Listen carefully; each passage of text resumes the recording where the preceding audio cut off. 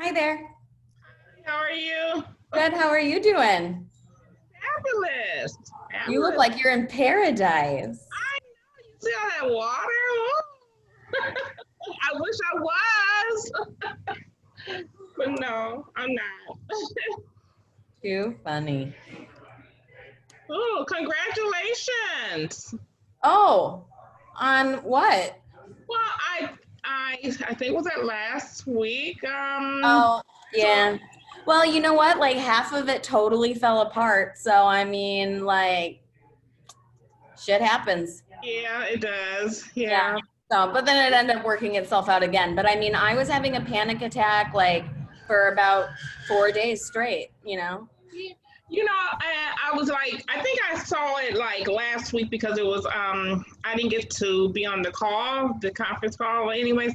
And I was like some of the things that you were saying about like because I'm still new Mhm. and I felt like inadequate, like what am I doing wrong? What am I doing right? Am I the only one not getting this? And then when I heard you was like, saying that, it was like you knew and you were like, I don't know what to do. I'm Oh, like, yeah. You are not alone. Yeah.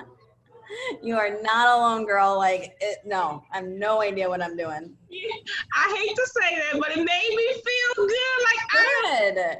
Good. Like, I mean, we have to be honest with each other. We're all at the same level and we don't know what we're doing. And it's like the whole concept of like fake it till you make it, but like we're right, learning like as we go. right. And that's what, so I was like, it was like a sign of relief. I'm like, breathe. I was like, good. I'm not the only Yeah. one. Yeah, So, totally. Absolutely. yeah, Very much so. so Well, I'm glad that that made you feel better. I hate Hi, to Amanda. Hey, Oh, did say you get your hair did? I did a couple weeks ago. Oh, it looks good. I like it. Shorter. Thank you. And It's a little dark in here because my skylight is being replaced, so it's covered at the moment. So hopefully you can see me okay. I have all my lights on. So who's here with us today? We got Jackie. Hi, April. hi, how are you? I want to put a face to the email and Yeah, it's me. I'm here. awesome. I like your background. Looks very relaxing. So thank you. Hey, Amanda. Elizabeth from the backyard. Hey. Jenny, I don't know which Jenny. Jenny Oliver. Oh, hey. Hi. How you doing? Good. How have you been? Easy. Good. And Laura? Is that what that's You know what? Yeah. I need to change my go into my settings and change it to Laura Caton, my full name. Oh, okay. Well, welcome. And I was looking for Mandy's email on how to do that. And I didn't find it in time. Oh, that's okay. As long as I can see your face, that's what's important. Here's my face. Awesome. Amanda, what was your Mequon listing that you have coming? It's a 3-bed, 3.5 bath in Stonefield. So it's just behind St. Boniface, north of Mequon Road. And it's $649. Cape Cod style. There's a master suite on the main floor.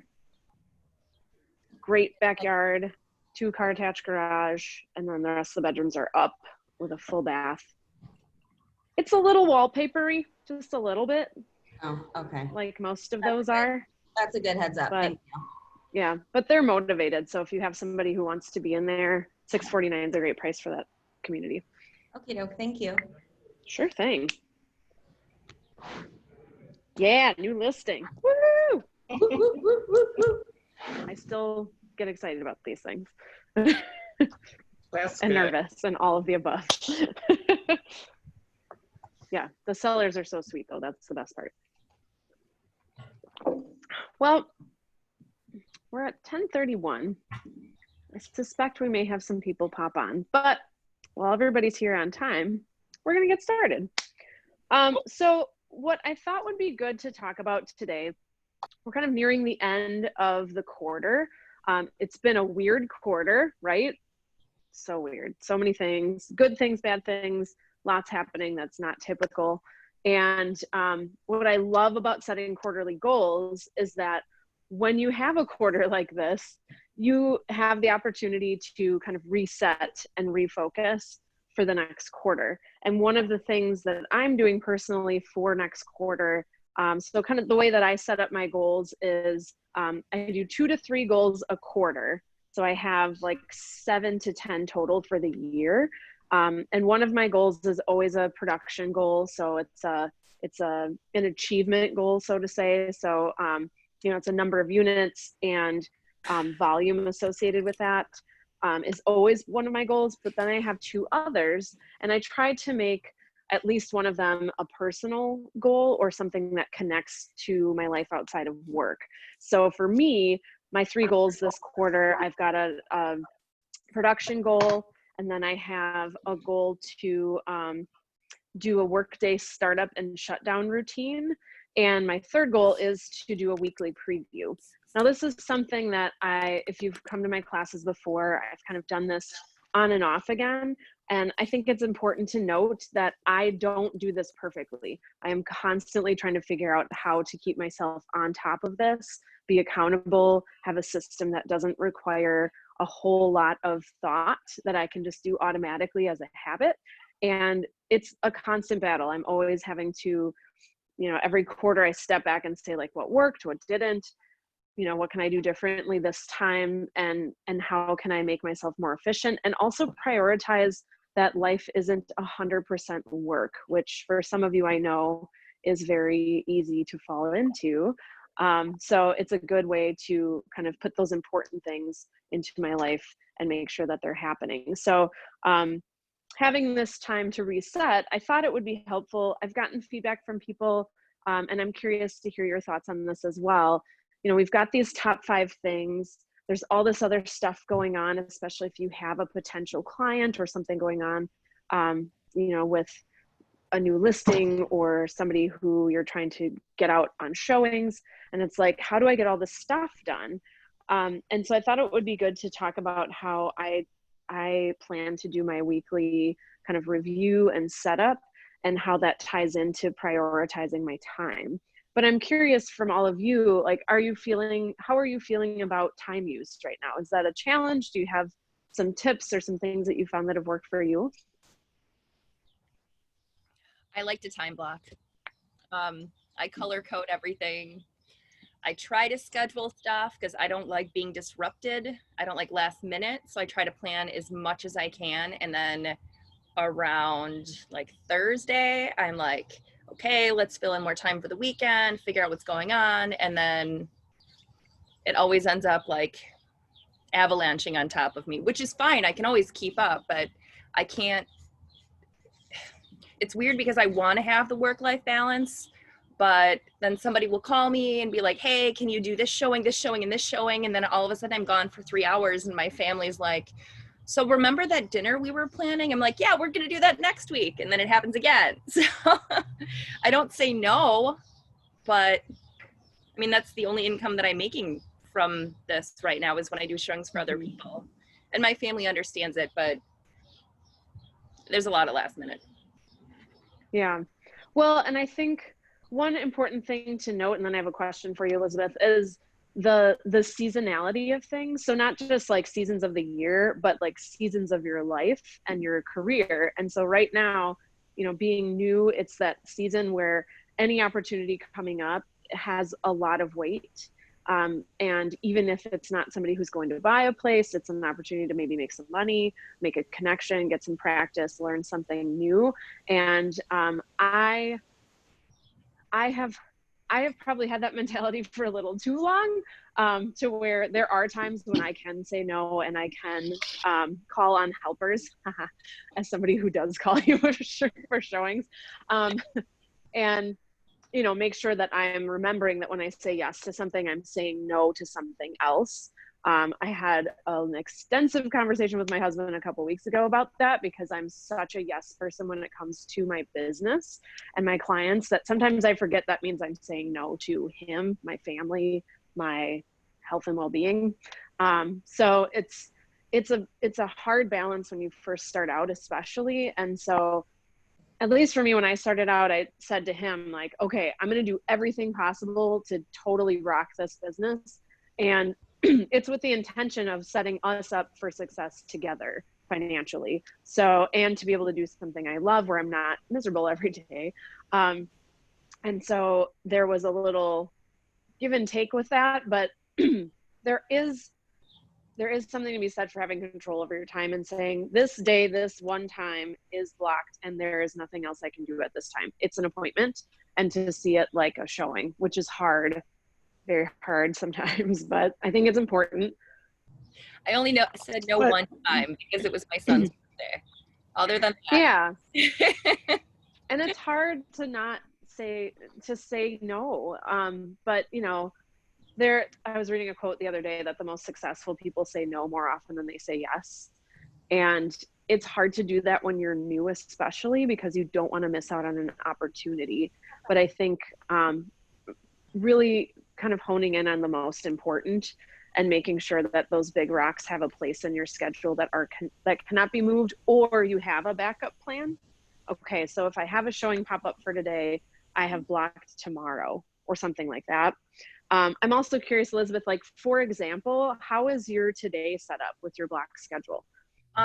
So this morning team meeting, and then, you know, I've got 30 minutes, so make sure the kids are set and they're good and they know that I have stuff going on, so they're occupied and fed and whatever. It's not like they're tiny people, they're self-sufficient, but whatever. They're still 11 and 13. So after that, or after this, I have to run to a couple things for the family, and then I have 2 showings scheduled for somebody in the office whose name I cannot remember.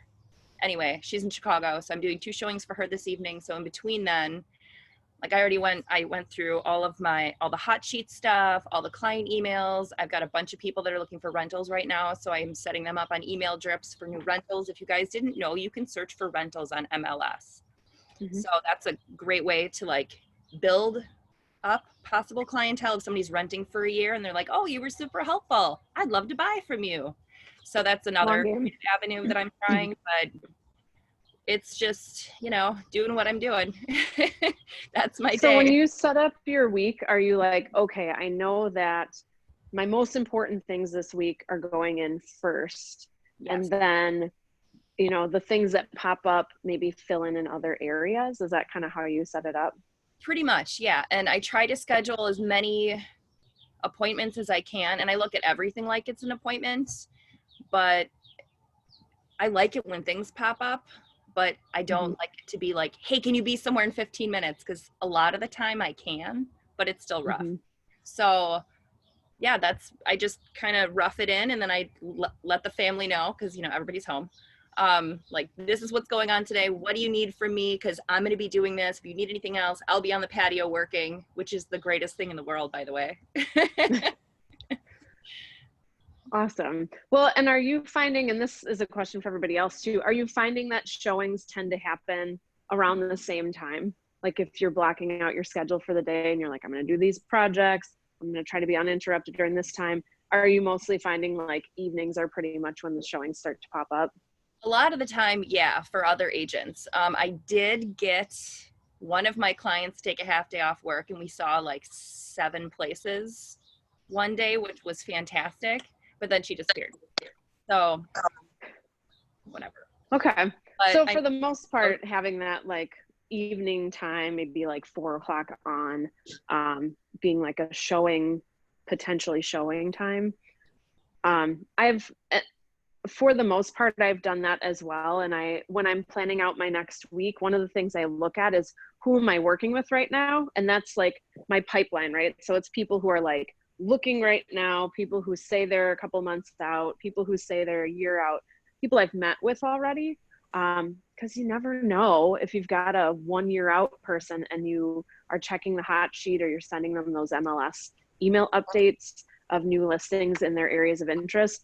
They might say, oh my gosh, this is it. And they'll want to go out. So I think that, you know, it's good to be prepared for that, but to also say like, this is when I do showings. But if you've got somebody who's like a daytime availability person, you're being mindful of that when you're setting up your week. Okay, this person is available during the day, most new listings tend to pop up on like Friday or Thursday. Most showings tend to happen on the weekend. So I try to leave like Thursday evening, Friday, like late afternoon to early evening, and all day Saturday is showings. So I don't plan to do projects on Saturday. I don't plan to do anything that really needs to be done. If it happens that Saturday morning comes and I have some open times, then I have backup projects I can work on, but the important stuff doesn't happen then. And you may start to see patterns as far as when you have more energy, when you're more focused, when you're less interrupted. For me, that's early morning. By about 8:30, my text messages are popping like crazy. So I try to do stuff before people are awake, so I have no excuse for being distracted. So finding how that works for you, especially if you have kids, I think is an important piece of that, and kind of structuring like an ideal week and working off of that. You know, for those of you who don't have a lot of showings going on right now, that's an awesome time to focus on those top 5. And I was talking to Jackie the other day, and one of the things you said was, you know, I had this, if you were on launch last week, it was like, Jackie had this awesome opportunity. She had this open house, this person wanted to write an offer. She got a listing out of it right away. It was like bing, bang, boom, 3 days, crazy awesome. But it was really fast, and it was like learning on the fly. And so one of the things Jackie said to me was that she wanted to go back and revisit the offer to purchase and really feel thoroughly confident in that. So Jackie, have you set up like a time during the day or during the week to work on that? No. It is like just a shit show whirlwind for me right now, because I know, Amanda, I had texted you a few days ago, but yeah. and I also talked to Laura in person at my open house on Sunday, but one half of that whole success story fell completely through. And then from like Friday to Sunday was like just scrambling around, trying to see if anyone had a buyer for this, trying to like resurrect this dead thing. And as of like yesterday, we have another accepted offer, and it's under contract, and it's fine again. But it's like those 3 days, and this goes back to like your time management of like what we're talking about with like family to business, is like, I'm going to have open houses on the weekends, which my family knows about. And that's my dedication to the work on the weekends, I feel like, unless there is this like crazy, like I'm in the middle of a deal type thing. And then it's like all bets are off with my family. Like they understand if I'm texting at the table during dinner, or I have to walk away, or if I have to go run a quick errand. And this was kind of the rules that we laid down like right when this began a month ago. And it kind of happened really quickly that like my family's been like, well, wait a minute, like what about us type thing, you know? And I'm like, yeah, but this is just a busy week. Like this is just because everything is falling apart around me and I'm putting fires out. And I'm seeing it to slow down again. So hopefully I can go back to the original game plan, or that this was part of the game plan, just like I got thrown in, you know, to the Tigers quicker than I thought. Yeah. Well, and you may find that, you know, for me, I take Sundays off, which is challenging, but I do lean on people to be available for showings, like Elizabeth and other people that I can go to for that. But I think the important thing when you're starting out is to like make business happen, right? So finding those times when things tend to be less crazy is potentially a good time to just block off and say like on, you know, Wednesday nights or Monday nights, like that's our family time. And it's, you know, that's the time when we can count on being together. And if something crazy comes up, it'll be if it's like putting out a fire, but it's probably less likely on like a Monday or a Wednesday when things are a little bit calmer.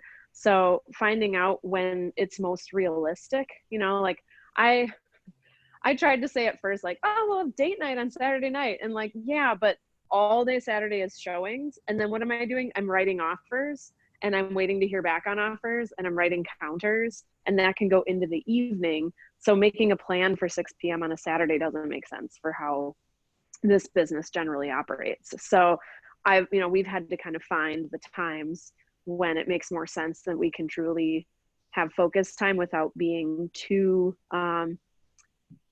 potentially interrupted more often than not. How is anyone else kind of handling their weekly use of time? Are you finding any successes? Are there things that are challenging? I know right now you're not necessarily out on a bunch of showings all the time, but how about, working on your top 5? You're, reviewing the offer to purchase, reviewing the listing contract, putting together your buyer consultation, your seller consultation, and filling in your command with contacts. Are you scheduling that? Are you planning it? Or are you just kind of like, I've got a minute, I should probably work on that? No judgment. This is a safe zone. I can say what I've been trying to do is enter 3 to 5 people in my contacts every single morning, first thing. And then if it gets crazy after that, at least I've gotten that done. And continuing to work on the top 5, but I'm still in the process of closing a business. And so yesterday I was on the phone for 3 hours with the state of Wisconsin. And so that's kind of gotten in the way with the whole thing, selling equipment and everything like that. But yeah, just trying to, they say, put the prospecting on first thing in the morning. So that's kind of trying to set up the mindset for the day. Awesome. That's a great point, Heidi. That winning the morning is so important. I think in terms of like knowing that there's going to be crazy things popping up, especially when kids were in school, but at home, there was so much that, parents couldn't control their use of time or privacy or focused work time. So winning the morning it was one way that, people I knew with kids kind of made that happen. So, setting it, I am not an early morning person. I am very peppy, but it's because I like to sleep till 7, not 5. But when I'm really on my A game, it's when I'm up at 5:30 or 6 and I have a routine and I'm following it and I'm making those wins for the morning so that, like Heidi said, if the day blows up, I've at least accomplished that. So having that priority thing to work on, like prospecting, which is a huge way to make your business happen. The cool thing is you're checking off a top 5 because Heidi's putting in at least 3 contacts a day into her command. It's a very digestible little bite. It's very doable, but it's something that's a victory, and it's going to lead to results in her business. She's got that in command. She can set up some automatic emails. She can pull her address list and send out cards. It's going to make those things moving forward so much more efficient and easier to do. And she'll be able to track that, which, let me tell you, once business starts to pick up, you will wish you had taken the time to put that stuff in place. I didn't have a CRM my first 3 years or so. I was doing a spreadsheet. I was tracking stuff in my head. I had Post-it notes. It was kind of a mess. And it happened so fast that at first I could keep 12 people in my head, oh, it's your home anniversary. Oh, I'm driving through the neighborhood. Just want to send you a note. Well, now that there's 160 plus people in my past client list, I can't do that. And so it was a bit painful to get those people into a CRM when I was using one a few years ago before I came to Keller, and then transferring it all over to Command. So if you can get that in as a habit now, how awesome. It's, a simple, quick thing. Like she said, 3 contacts adding in. I think that's a great idea. Just having that small piece of one of those projects that you can check off in the morning and get that like momentum and positive energy from for the rest of your day. It's great. How's everyone else feeling about time use? Like how your week is being set up? Is there anybody else who does a plan for the week? I just recently started, like trying to contact people early in the week to get like open houses for the weekend, just like, I forget who said it last week, but looking at the listings from like the KW agents on MLS and then, contacting them and seeing like, hey, do you need anybody to cover this for you? and I've gotten a couple showings out of it, but sometimes, they're all filled up and they don't need anybody, but it's been kind of like my routine now. Awesome. And Jackie, I think that's a great point. Routine is really key. So, for those of you who are really new to this, there isn't a routine yet, right? Like you don't quite know what your week's going to look like. You don't quite know how you should be prioritizing your time. And just when you think you've kind of got a system down, then things start to pick up and you've got a buyer all of a sudden, and then you have to accommodate showings. So it's a constant fluctuation, but if you can set some routines, you can set some habits, that win the morning habit that Heidi has, or the routine that Jackie has of checking in and seeing what the listings are in our office early in the week, reaching out to those agents and saying, hey, I'd love to hold an open house for you this weekend. That's especially good practice if it's early in the week, looking at delayed listings. So they're not quite out yet, but they're coming. That way they're more likely to still be available by the weekend for an open house. But that's a great routine as well. So kind of setting some things in place and knowing that you always have the option to change this stuff, try it out, stick with it for a month, or try it out and stick with it for a quarter, and then reevaluate, see what worked, what didn't, what do you need to change. But it's giving you some sense of normalcy, some sense of routine. If you're coming, how many people are coming from like an office gig where you've got like a regular schedule? You kind of had not many people. Okay. So you're used to a more scattered schedule anyway. So giving yourself some structure within this very flexible, very loose, very reactive sort of business is really key to feeling like you've got stuff done. Does anybody recently gone through a day and looked back and been like, oh my God, I didn't do anything? Yes. Yeah, I had that last week. I probably have that once every couple of weeks. It may mean that you need time off. It may mean that you have to give yourself some grace and take a moment, take a break, take some thinking time, reevaluate, or just not think about work for a day. It could mean that you didn't plan that day. My least productive days and weeks are the ones where I don't take the time to sit down in advance and take control of that time. If you don't plan your time, somebody else will plan your time for you, right? An agent needs you to do a showing. Hey, can you do this in 15 minutes? Well, shoot, I didn't plot anything for that time, so I guess I'm free. A buyer client needs your attention. A lender calls you to give you their spiel. Zillow wants you to pay for leads. 15 minutes later, you're like, why did I take that call? If you have things scheduled, if you have priorities in place, those people don't get to tell you how to use your time.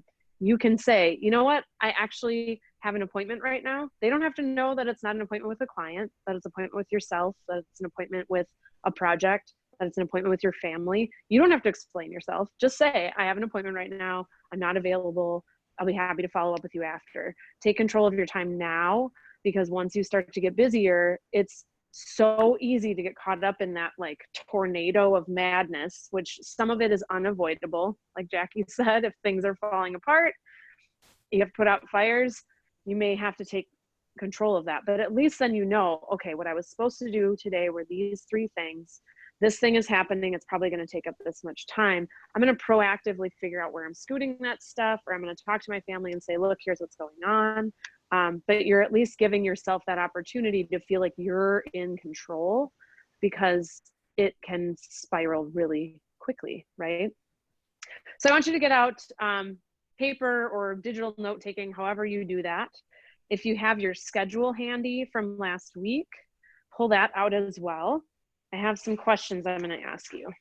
And this is essentially what I plan to do as my weekly preview and check-in, kind of review and preview.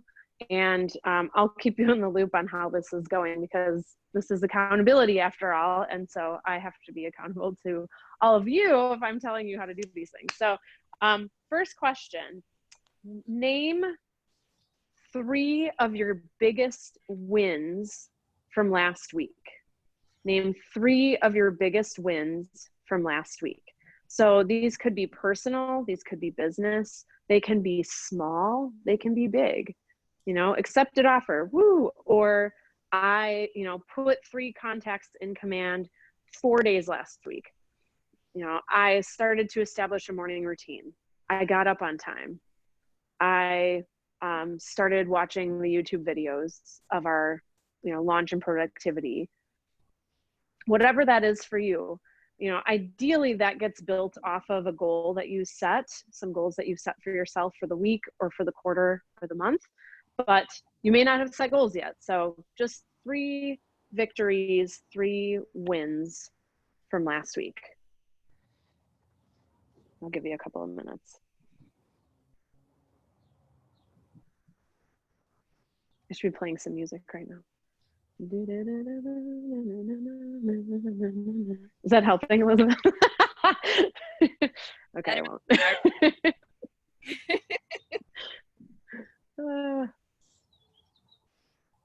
3 wins. All right. Anybody want to share one? I got a new client. Woohoo! Are they a buyer? Yeah. Cool. Did you schedule a buyer agency meeting with them? It's like pulling teeth, like every single person that I know.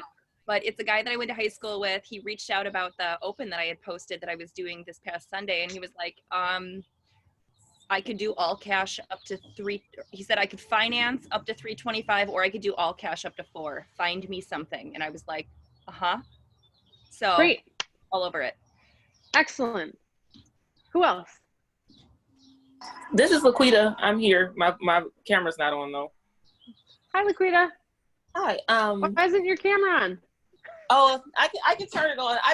So I'm a personal trainer. So I just got done training. So Oh, nice. I just look hot. So a win for me this week is I had a client that I was working with, and then they stopped talking to me for a while, but then they sent me their pre-approval letter. So I was excited about that. Awesome. That's great. Thank Excellent you. reason to send them some houses or condos, whatever they're looking for, and like get them going. Like, hey, now you got the key to make an offer. Yep. Cool. That's great. Thank you. Well, isn't it funny how you think somebody's disappeared on you and then they pop up, or you send them something just thinking like, oh, they're probably not even going to open this. And then they're like, I want to see it. I want to write an offer right now. And you're like, what? Yeah. So good to keep on top of those people. That's awesome, Laquita. Who else? Thank you. And I have 3 new leads from an open house I did, and I'm, gently nurturing. Awesome. Yeah. Well, and if you were on last week with Annie, like she has that kind of long game plan where she's checking in and people are kind of at different stages. So don't give up. Having 3 new leads is great. Yeah. I mean, one, I gave her my app. She's already going through the Keller Williams mortgage.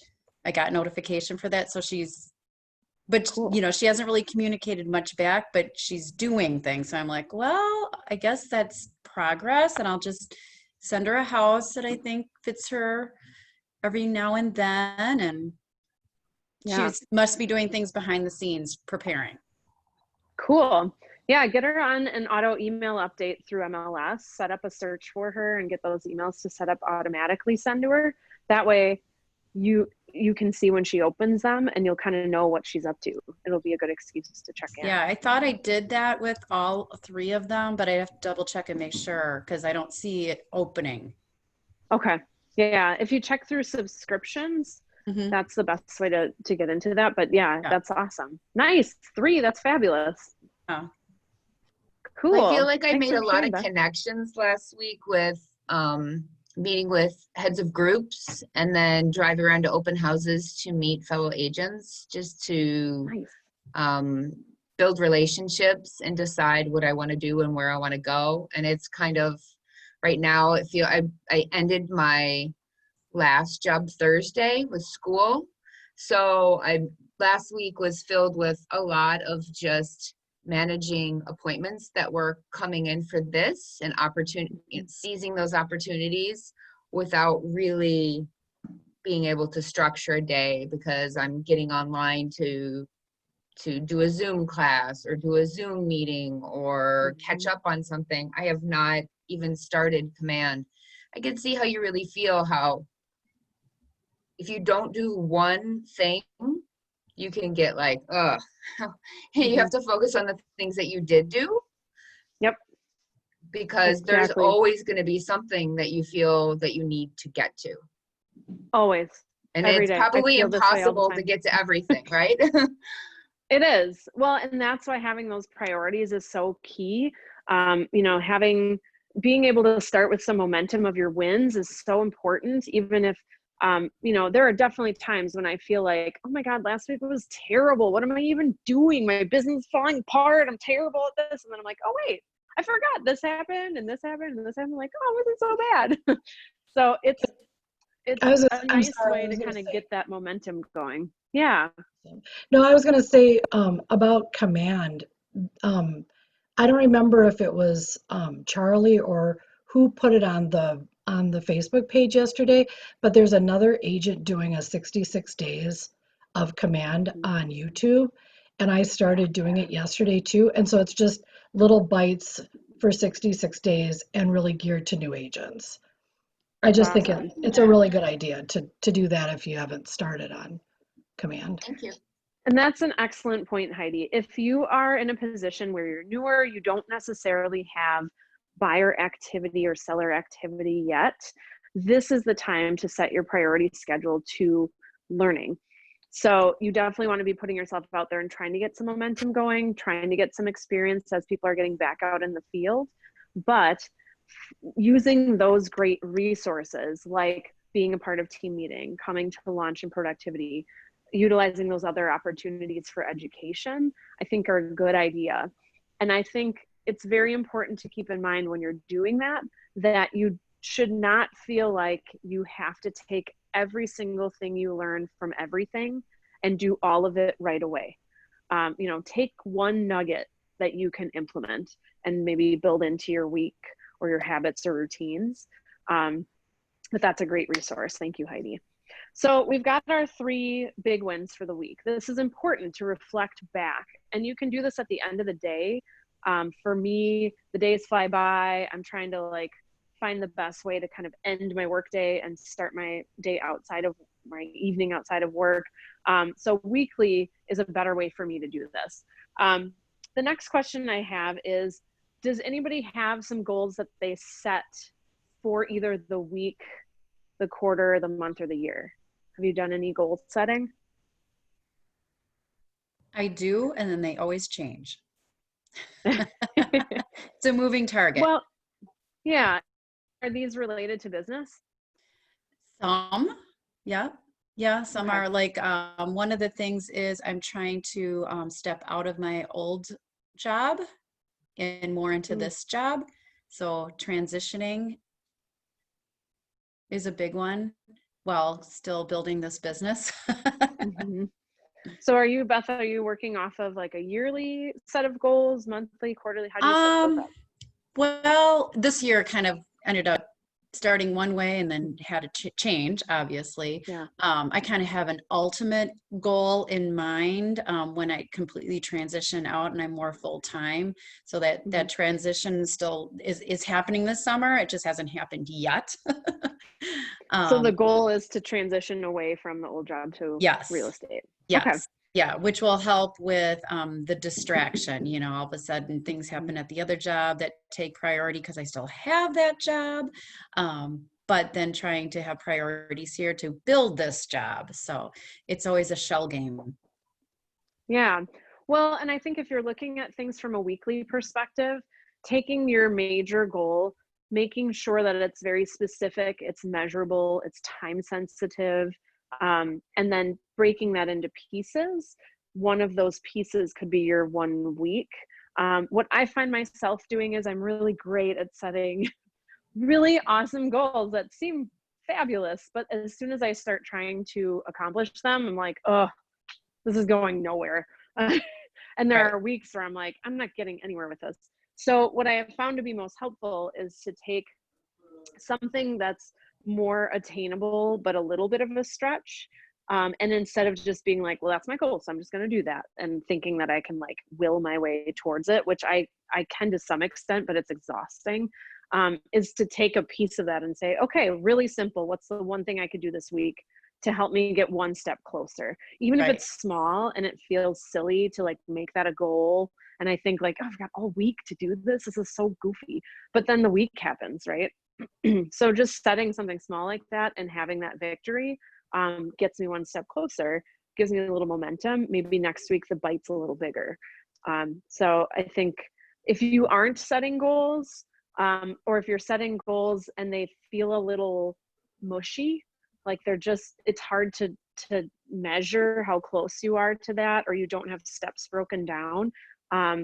Making what's called a SMART goal or a smarter goal can be a really excellent way to do that. We've talked about that before, but if that's something of interest to you, we can revisit that and do like a goal setting workshop. I've been toying with the idea of doing that for next week's launch. Would there be interest in that, like setting up your quarterly goals?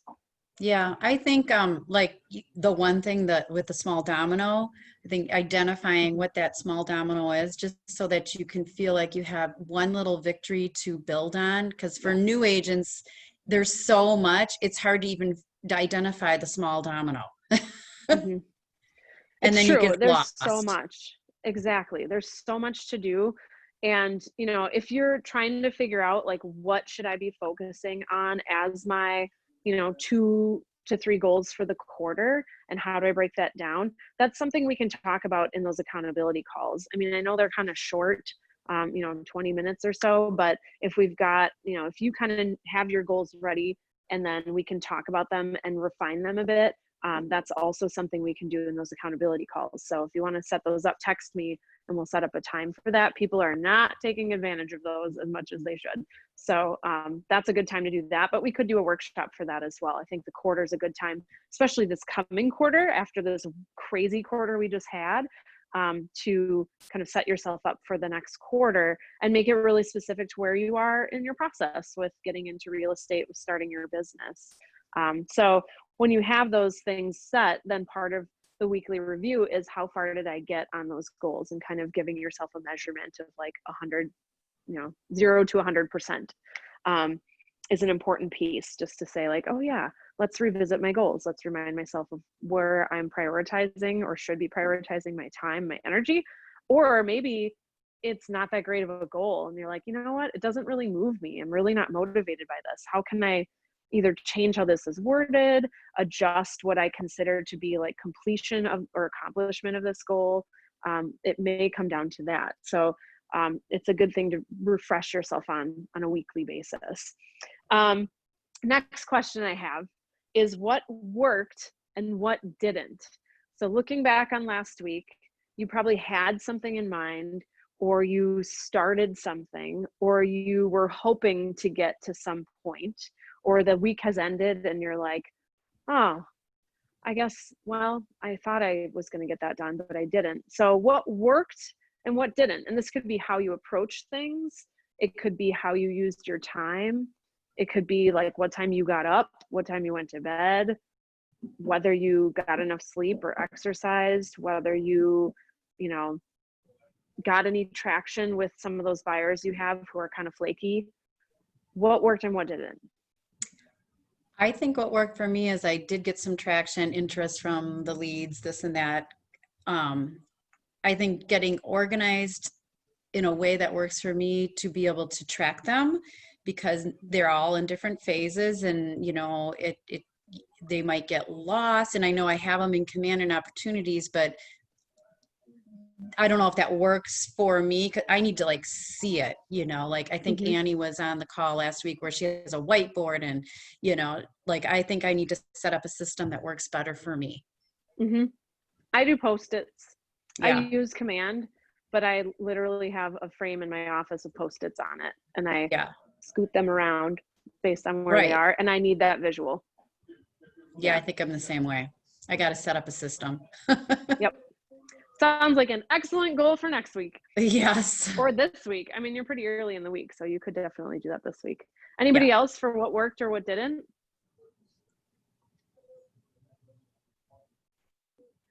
I have kind of a what didn't. Okay. At Productivity was suggested that one way to get into open houses is to look around your neighborhood and see who has listings and then call that person up and say you'd be happy to show their house. So I did that, and they they kind of hemmed and hawed, and this is a group, and I didn't know exactly what number to call because all the listings are named under the group first of all, so you don't have a particular person. So I just called the general number, and then they kind of hemmed and hawed and said, well, you know, we aren't really showing that much this weekend. And then this weekend they had an open house, so I just went out and looked at their open house and didn't seem like it was that restrictive at all. So I was a little puzzled as to, it's sort of like, I get the feeling that the groups protect their own people first, and then you're like way down at the bottom of the list. So are there better avenues to approach getting into open houses? Was this a group that's with Keller Williams? Yeah. Okay. Yeah, I think that's true. And how can you blame them, right? Like they have a team, No, right. they've got different agents. So they're probably going to check with their people first who wants to take on those open houses. Right. I think it doesn't hurt to ask, but I think, you know, throw out a few lines to catch a fish, right? So don't put all your eggs in one basket for one potential open house, or for that matter, for one like potential buyer, right? Like cast out a few nets. So if you're not getting a great response, then check with somebody else. It is more likely that with groups that you'll have a harder time getting those opens. I know on occasion Jay Schmidt's group is out asking for people to take on open houses, but they've got like 30 agents. So they don't need somebody outside of their group to do it. And they do require that people are trained for their opens specifically to kind I've tried them a couple times too. They are, yeah.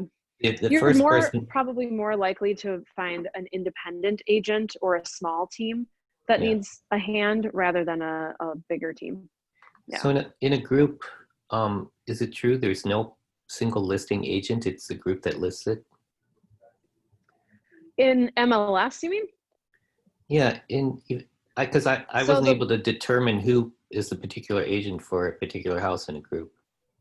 Yeah, so the listing in MLS states the team name or the lead person. Right. Usually it's team name now is how they have it set up. That's recent. And then in there should be a notation of who the contact person is. They usually put it in private remarks, but if you're looking at the MLS on like on your computer, there's also a notation of who the contact agent is at the bottom. And that's usually your go-to. Not all the groups do that. So no, not all of them do. It'd be nice if Keller Williams itself listed who the specific agent was on each group. That's just a suggestion. I think most do, but they might not always, or they may have more than one person involved. But worst case scenario, you know, reach out to the main line and try a few. A few.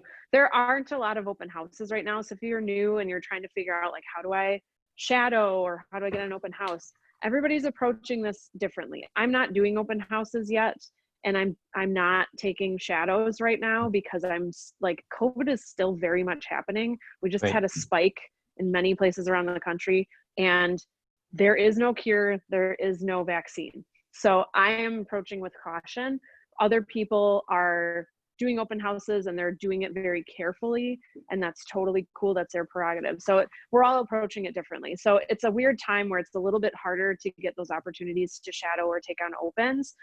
Don't be too focused on that.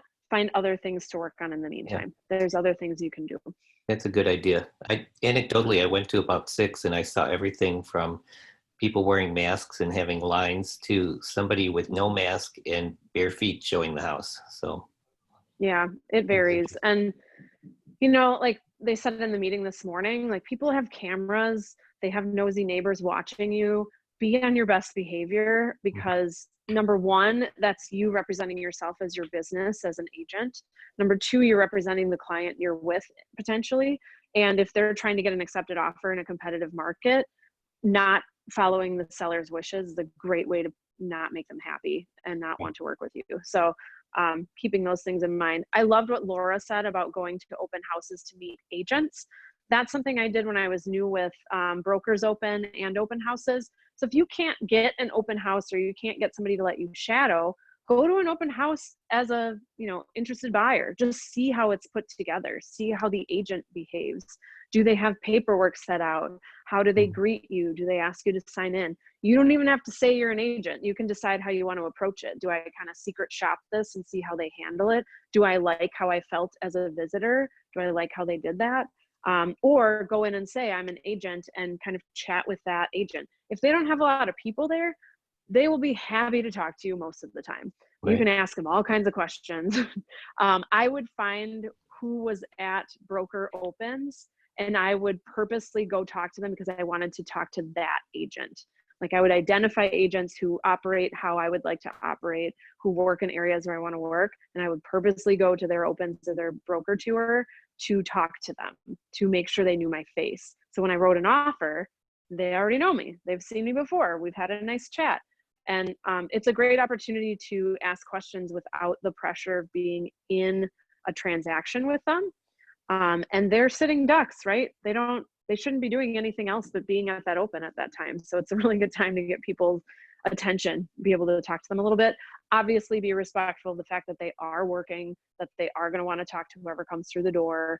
But it is a chance for you to kind of check in. If nothing else, it's a good chance to just sit back and observe. Whether it's a broker tour and you're overhearing how agents are talking to each other and about the house, or you're kind of observing how they interact with buyers coming through. It's a really great learning tool. And you don't necessarily have to schedule it. You can just, schedule it for yourself, but you don't have to get somebody to agree to do that with you. So, Amanda, yeah. could I Yes. ask a quick question about what like conduct at an open house? If you're the agent showing the home and one of the people walking through asks, are there any offers on the house? Can you say, yes, there are, or do you have to not just say people are interested, or can you say that? You can. So the rule of thumb when it comes to are there offers on the table, the listing agent doesn't have to tell you outright there are offers on the table. But if you ask, they have to tell you honestly. And quite frankly, as a listing agent, it's to their seller's advantage to tell other people that there are offers, to sort of encourage them to be as aggressive as possible with their offer. So it's really a best practice, but it's not something everyone does. So it's always good to ask. I generally try to ask like right before we do our showing, so I can tell the people I'm working with while I'm showing the house that there are offers. The piece of that they can't say is anything about the offer itself. The price, the terms, that is confidential. So, in the past, I've said like, well, is it a strong offer? In this market, you can pretty much assume it's a strong offer. You can pretty much assume it's over asking in most areas. You can pretty much assume it's the best terms possible. And you can pretty much assume that they're not going to bother countering. So it's a highest and best one-shot opportunity for your buyer. Yeah, good question. All right, so we've looked over our week. We've looked at our victories. There's 3 wins for the week. We've looked at how far did we get with our goals, and that means that we're setting those clear goals or pieces of the goal to attack this week. We're looking at what worked and what didn't.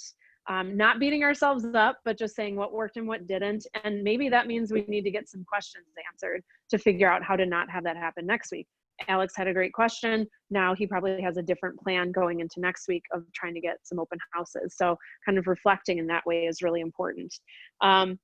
What will you, is the next question, what will you keep, improve, start, or stop doing based on what worked and what didn't work? So for next week, what are you going to keep? What are you going to improve? What will you start doing? And what will you stop doing? Keep, improve, start, and stop based on what worked and didn't work last week. And this reflection time, what's that, Elizabeth? I already have a plan. Awesome. So, and I will tell you, this time can feel like I feel a resistance when I have to really own up to how my week went. And it's like, I have to own it. And then I chose how to use my time, and I have to really think about next week. And it like feels a little like painful, but I'll tell you, It becomes easier the more you do this, and you absolutely will see more results. You will be taking your business more seriously. You will feel in control of what you're doing. And I think it will help you really focus in on the stuff you need to work on or want to work on, so that you're not feeling that crazy overwhelm of, oh my God, there's 45 things I should be doing right now. Well, that guy does that thing and that worked for her. And how do I make that happen? And maybe I should start doing this instead. And you're all over the place. Like, give yourself the control, really rein it in, and try it for a few weeks. You know, it takes 60 days plus to establish a habit. So this is not something you can like, I'm going to rock this out for 2 weeks and be good to go. Like, it doesn't happen. Very rarely does it happen. So give yourself the time, and also give yourself a set, uninterrupted, focused amount of time to do this review of your week. You know, you can do that to some extent on a daily basis, but for me, it's most realistic to say Friday, you know, Friday afternoon, I'm doing my weekly review and my preview for next week. And I'm really getting that set. Saturday is going to be full of running all over the place. I'll touch back on this, but the real time I want to set aside, focus work, uninterrupted, is on Friday. Do what works for you, but that's what works for me. Then I know Sunday's my day off. I can feel free and okay because I have reviewed on Friday and I touched on it on Saturday, so I'm not missing anything or forgetting anything. And then Monday, I do a weekly review with my husband. Okay, I've got my weekly review set up. I meet with my assistant Monday morning to do like our accountability, make sure we're on track. I have my weekly preview review in front of me while we do that. And then I check in with John Monday night. Here's what's happening for the week. This is what we need. You know, Saturday is going to be crazy, or I know Tuesday is going to be crazy. So let's just plan on not having dinner together that night, or whatever it is. And then you can start to incorporate things like your finance check-in too, if you want. The last piece of this, which I think is probably something that you might be doing and not realize it, or you might be doing but feeling like it's not a consistent thing, is to do a list sweep or a brain dump. Does anybody do this? Where you just like write down all the things you're supposed to do or forgot to do or need to do? Yeah. Constantly. So, yeah. So having that at the end of the week, looking forward to the next week, it's a really good way to avoid that feeling of, oh my God, I'm forgetting something. Does anybody get that? Are you at that point yet? So as you start to have clients or interested buyers or people thinking about listing their homes, there's going to be all this weird little stuff that pops up throughout the day. And you're going to do the best you can to do things immediately. But if you're like in a focused work time, it might not get done. Or I know I can handle that later. And then it's, you know, midnight and you're laying in bed and you're like, oh my God, I forgot that thing. This is to help you avoid that. So having that brain dump at the end of the week, all the things that you, you know, have lists of, like your deferred tasks, things you've delegated to other people, maybe you need to follow up on, daily notes, anything that you've put into your kind of day-by-day notes or to-do lists. This is your chance to like put that all back together, find out what really needs to be done and prioritize, and then plot those into next week to actually have a time to do those things. So not just having a to-do list every day, but saying, you know, the items on this list will be happening during this block of time, and making that appointment with yourself so that you're getting those things done. And not necessarily to say like item 1 will be from 12 to 12:15 on Monday, but to say, you know, from 12 to 2, I'm going to do a catch up on these things. Does that make sense? So like 12 to 2 on Monday, I'm going to go into MLS and I'm going to make sure my subscriptions are set up for all my buyers. And then maybe send out a couple houses to them. That's one of my big things that's been floating around that I haven't really finished. And also make sure that you are aware of all your deadlines. So if you do have someone under contract or you do have something that needs to be done by a certain date, make sure you've got that in your list and you're plotting it accordingly. You know, if you've got like you've got a closing, you got to make sure you have a closing gift, or you have an open house, you need to make sure you have those flyers printed out. You've got a sign, you've got flags, you have the code to get into the house, all that stuff. plot that out in advance of that event. So being able to set that up with deadlines is important so that you're not getting caught off guard or rushing. You know, it's the day of, you're driving to the showing and you realize you don't have a lockbox code. Like, give yourself the time earlier in the day or the day before to make sure all that stuff's laid out, to send a reminder to your buyer, to make sure it's plotted in your day, double check how long it takes you to get there, all that kind of stuff. So just giving yourself a timeline for things is important too. And then of course, those bigger goals that need more time or might be best associated with a certain day of the week that tends to be busier, slower, or lining up with weekend showings, you know, plot that in there too, and make sure that you've got an actual time set for that. So deadlines, major events, and tasks. And that also includes your life outside of work. So has everybody heard the metaphor of like the big rocks? So I'll say it just in case. So the theory is you've got a jar, picture a big jar, and you have on the table in front of you several large rocks, a pile of pebbles, and a bunch of sand. Now, if you take that jar and you put all the sand in first, and then you try to add the big rocks, is there going to be room for the pebbles? Have you ever done that before? So your jar is like this full of sand, and then there's like a pile of rocks on top of it. It's not going to work. Now, if you empty out your jar and you put the big rocks in first, your most important things, your date night with your significant other, your time with your kids, your weekly preview, your uninterrupted thinking time to really refocus your business and write your goals, those big things in first in the jar, then you can pour in the stones and the pebbles and they kind of fill in around those big rocks. And then you pour in the sand, and does the sand find a way to make it work? The sand finds a way. It fills in all the cracks. That's all the like weird stuff that pops up all week long, the little bitty things that aren't as important. It finds a way. But if you allow that sand to fill your time first, your big rocks are not all going to fit. Your pebbles and your stones that are getting you to those next steps are not going to fit. So you've got to find a way to set yourself up for success on those big stones. Those big rocks are the things that are really moving your life forward, that give your life quality, that make life worth living, that help you build your business. So sometimes that means you have to start from identifying what those rocks are. And when you're doing a weekly preview, that's the time to say, next week, these are my big rocks. These are the things I'm plotting first. These have priority. These are appointments.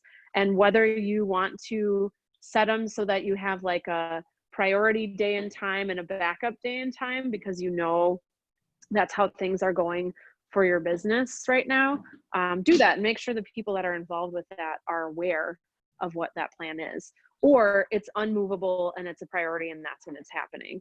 But setting those big stones first and then looking at your pebbles, the things that are going to get you steps towards some of the other things you have going on that could be good, but they're not the big rocks, fill those in next. Then all your little schnibbles of sand, all of your to-dos that are just random things on your list, then fill those in. And you will feel like you're getting further ahead faster. You will feel like you have some bigger, more exciting accomplishments each week because those big rocks were the priority. And at least, if nothing else, you got those big things done. You took care of those big rocks. You had that quality time with your family. You took the time to get your goals written. You took the time to really focus on reviewing an offer to purchase and feeling comfortable in that. Then at the end of the week, if some of that sand didn't happen, is it going to be a big deal? No, the big rocks are what's important. So I want to leave you with that visual and remind you that if you don't schedule your time, if you don't take control of your week and your days, and you figure out what the priorities need to be, you use your resources and you get out there and use your voice, because this is about you taking the initiative. If you don't do that, somebody else will dictate how your time is used. And it will be to their advantage. It will not be to yours. So really think about how to best prioritize and leave windows open for the weird things that come up, for the unexpected bits of this business that happen. You know, leave your evening open on certain days because you know you're going to have showings, stuff like that. But also make sure that you've got those rocks identified and plotted in your week. Sound like a plan? Great. All right, cool. So next week, I think based on your feedback, would you guys be interested in doing like goals workshop next week where we actually write out your goals for the next quarter? Yeah, that'd be cool. Okay, cool. That's what we'll do. So next week, we're going to talk about goals for third quarter. So that gives you a whole week to really think about what you might want your goals to be. I'll post something on the group about what a smarter goal is to give you that outline, and we're going to revisit that and kind of take the time to work through that together next week. But you only need 2 to 3 goals for the quarter. I think one of them should be something related to business, and 2 if you want. And it could just be 2 goals. It could be a business and a personal, or a business and something that affects both personal and business. But, if nothing else, make a list of the things that you really want to accomplish next quarter, and we'll kind of work through those together next week. And my hope would be that you come with enough prepared that by the time we're done with launch next week, you have something to work off of to walk into third quarter ready to go, and really identifying what your priorities are. Does that sound good? Yep. Awesome. Great. Well, that's all I have for today. We're just a couple minutes over. I again encourage you to reach out to me to set up, text me to set up a time for accountability call. That's a 20-minute check-in. So it's really on you to have that organized and be ready to go to talk about your top 5 and your goals. Don't forget, we have the helpline. Know that if it's not an immediate 911 need, it may take a day or 2 to get a response. Please be patient. There's over 50 of you, and there's only 4 of us total, and we're working through what's priority of time. But also know that in any situation, whether you're in launch or not, it's up to you to reach out and find those resources, and not necessarily have one person hand them to you. So if you're not sure where to find something, get on the launch group and ask questions. Go back to those emails that we get from Mandy and Lindsay and Brad and Charlie about all the resources available to you. Make sure that you're utilizing those things that are coming at you, because once you're out of launch, it's your business. You are the CEO. You've got to figure out how to make it work. So come to us with what you need. We'll point you in the right direction. And if you're not finding what you need, if you're trying stuff out and it's not working, try something else. This is a time of experimentation to some extent. It's a time of self-discovery to some extent. We're here to support you. We've got a ton of resources. So take the time to think about your goals for next week. Take the time to plot out and plan your week and your days so they're not just happening to you. And remember that you don't have to do everything. Just pick a few priorities and focus on those. There's always going to be stuff to do. So you'll get more traction if you just focus on a few things. All right. Great. Awesome. All right. Thanks, Amanda. Well, thank you all for coming. Thank you for participating. I love seeing your faces. I love hearing what you're doing and what your questions are. I really appreciate your participation. As we transition, whenever we do back to doing this in person, it is more interactive typically. So I'm glad that we have at least found a way to do this remotely.